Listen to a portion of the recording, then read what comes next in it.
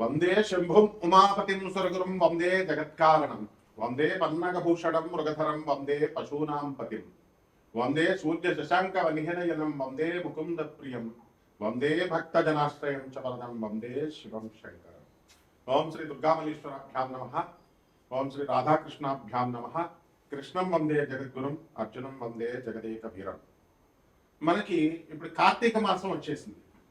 ఈ కార్తీక మాసంలో మనం ఏ పూజలు చేసుకుంటే మనకి జాతకాలన్నీ కూడా దోషాలుగా ఉన్నటువంటి గ్రహాలన్నీ కూడా శుభస్థానాల్లోకి వెళ్తాయి, దోషాలు పోతాయి, మనకి మంచి ఫలితాలు వస్తాయి అనేటటువంటి దాని మీద మనం ఇప్పుడు మాట్లాడుకుందాం.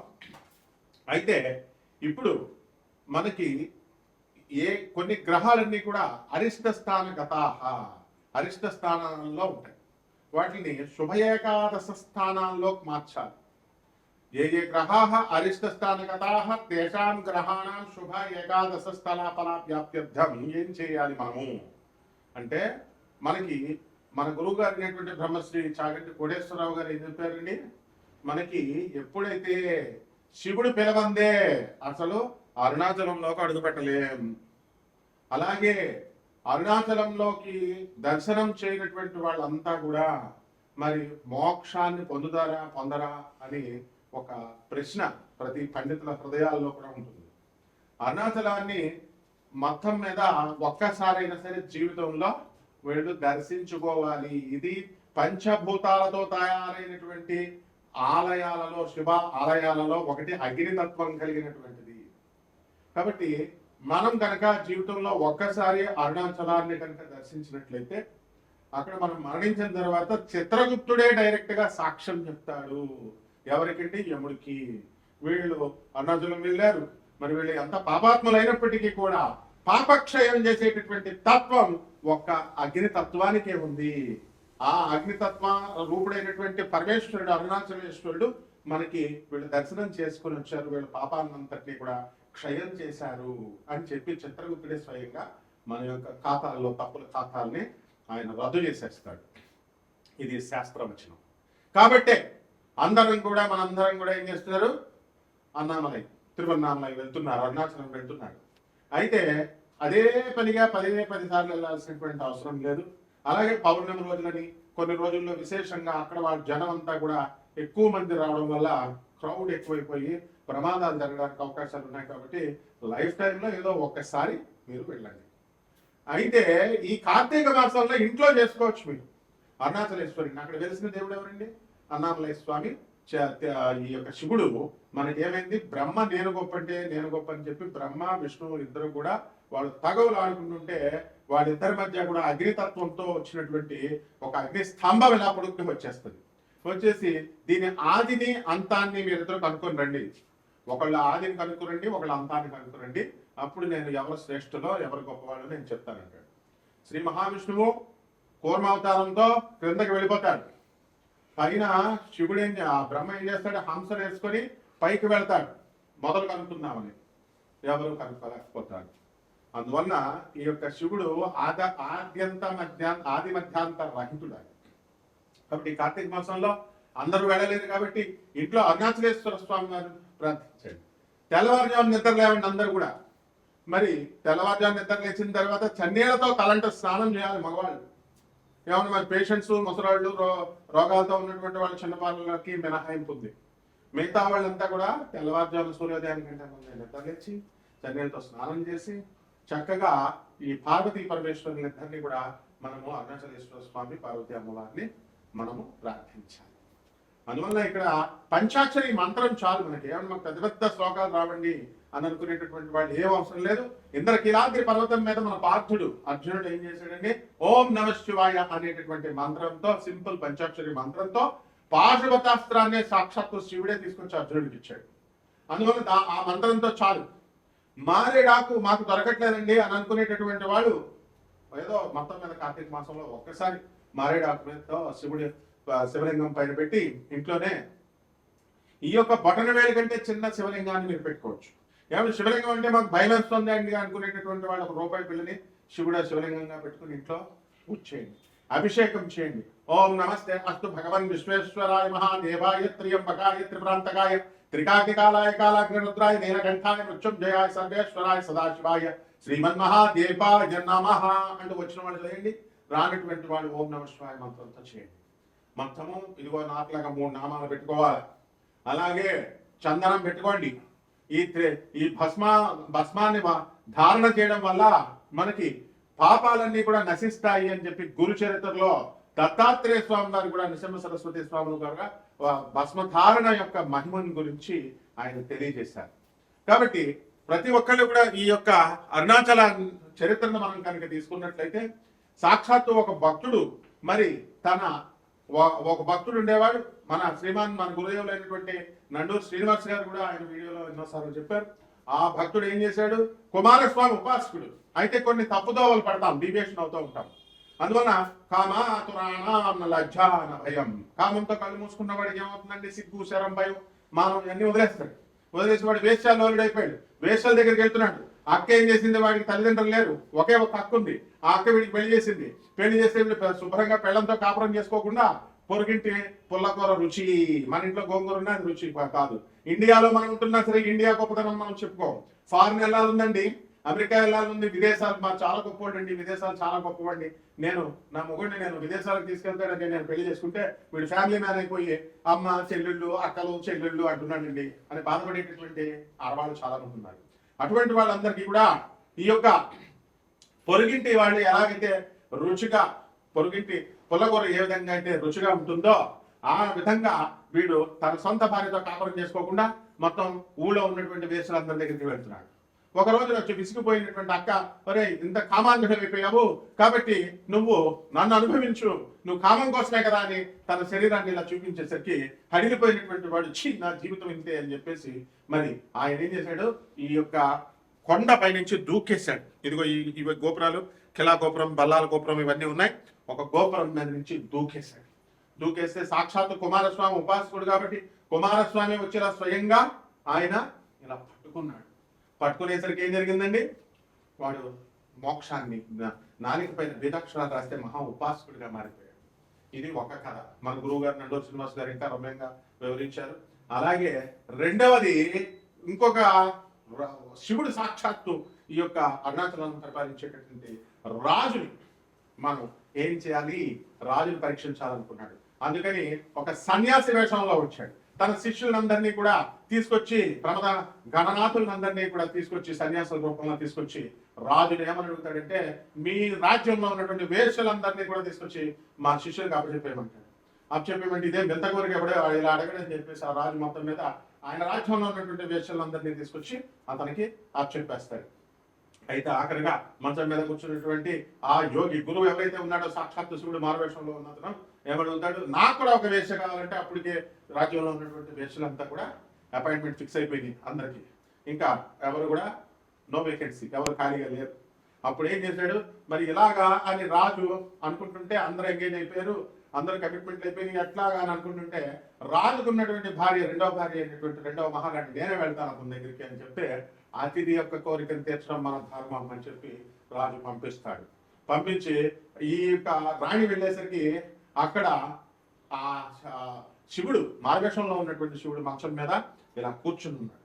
కాబట్టి ఆ కూర్చుని ఉన్నటువంటి అతను ఏమవుతాడు, చూస్తుంటే రాణి వెళ్ళి మొక్కుకుంటుంది. చిన్న పిల్లాడి అయిపోయింది, ఆశ్చర్యపోయింది. ఆహా, శివుడే వచ్చి, అరుణాచలేశ్వరుడే వచ్చి మరి ఈ పిల్లాన్ని మాకు ఇచ్చాడు అని చెప్పేసి ఆ పిల్లాన్ని తీసుకుని వెళ్ళి చక్కగా ఏం చేస్తుందండి, ఆయన చెప్తుంది వాళ్ళ భర్తకి, రాజు అనిపిస్తుంది.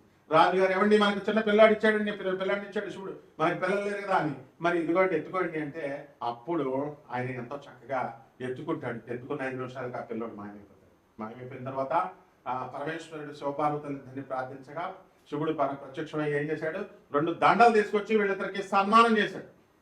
ఎవరికి, రాజుకి భార్యకి 2 దండలు వేసి, నేను మీకు కుమారుడిలాగా వచ్చాను కాబట్టి మీరు నాకు తల్లిదండ్రులు కాబట్టి నువ్వు చనిపోయిన తర్వాత నేను నీకు పిండం పెడతాను అని చెప్పేసి, బతికుండగా మనం తల్లిదండ్రులకి అన్నం పెట్టాం, ముసలాళ్ళకి అందరికీ కూడా.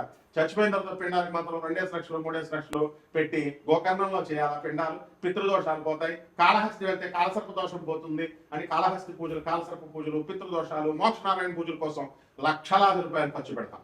అంతేగాని బతికుండగా ముసలికి రోజు తిండి పెడితే వాళ్ళు ఎంతో జన్మనిచ్చినటువంటి వాళ్ళు ఎంతో మనల్ని సంతోషిస్తారు చూసి అనేటటువంటి ఇంగిత జ్ఞానం మనకి లేదు ఎలాగో. అదేవిధంగా రాజు కూడా ఏ మినహాయింపు కాదు, అందువల్ల శివుడు కూడా ఏ మినహాయింపు కాదు.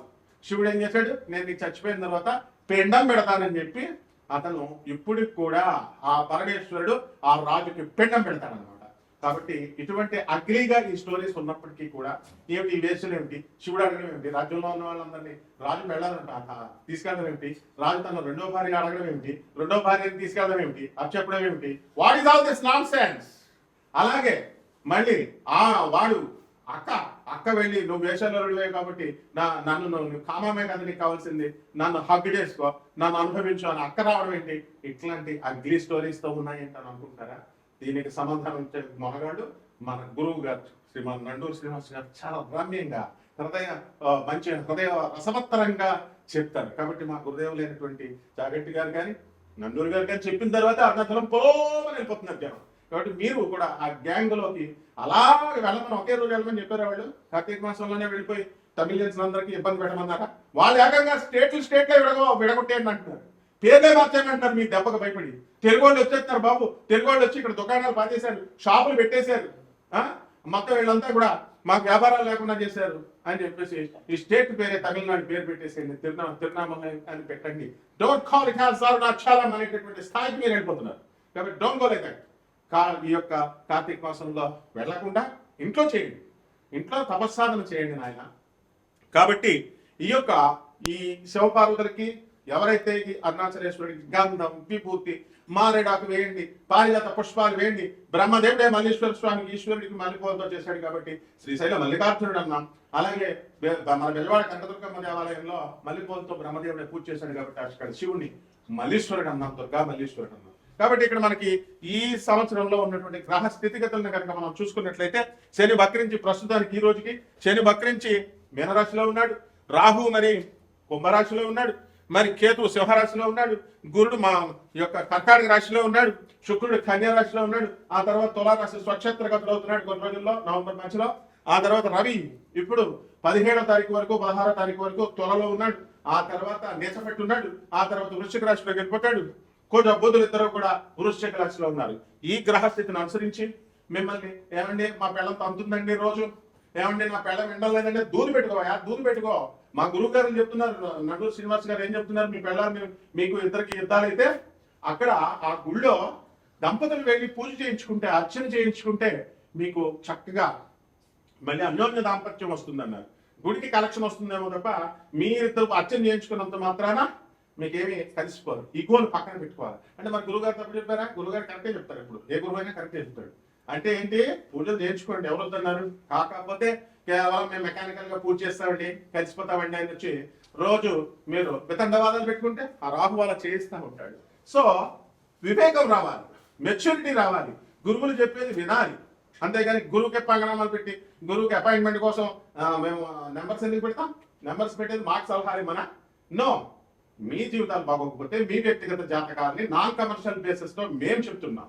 సో ఈ ఛానల్ అందించేటటువంటి అపూర్వ అవకాశం ఏంటంటే నాన్ కమర్షియల్ ఆస్పెక్ట్ తో యుఎస్ఏలో నాసా రిపోర్ట్స్ ఆధారంగా అమెరికన్ గవర్నమెంట్ అది, అమెరికన్ ఆర్మీది అంత కష్టపడి వాళ్ళు ఇచ్చేటటువంటి రిపోర్ట్స్ తో పేదవాళ్ళు మీ అందరికీ కూడా మోడర్న్ సైన్స్ ని అప్లై చేస్తూ ఏన్షియంట్ ఆస్ట్రాలజీని, ప్రాచీన జ్యోతిష శాస్త్రాన్ని మిళితం చేసి మేము చెప్తుంటే నెంబర్లు డిస్ప్లే అవుతున్నాయి కదా. ఏ గురువు నెంబర్ అన్నా ఉందా? మరి మా గురువు గారు నండూరు గారు లేకపోతే చాగంటి గారు మన నెంబర్లు పెట్టుకుంటారట, ఓన్లీ మనమే పెడతాం. మన నెంబర్ పెడితే మీరు చక్కగా యూజ్ చేసుకోవాలి. అంతేగాని రాత్రి ఫోన్ చేసి తిడుతుంటే సో అది మంచి పద్ధతి కాదు.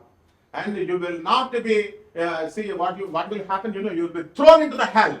So you renovate your life, you renovate the society. మీరు చేయండి. ఆ విధంగా గ్రహాలన్నీ కూడా ద్వాదశ రాశుల వారికి ఏం చేస్తాయి అనేటటువంటిది మీ వ్యక్తిగత జాతకం కోసం తెలుసుకోవడం కోసం స్క్రోల్ అయ్యేటటువంటి నెంబర్స్ కి మాకు చేయండి.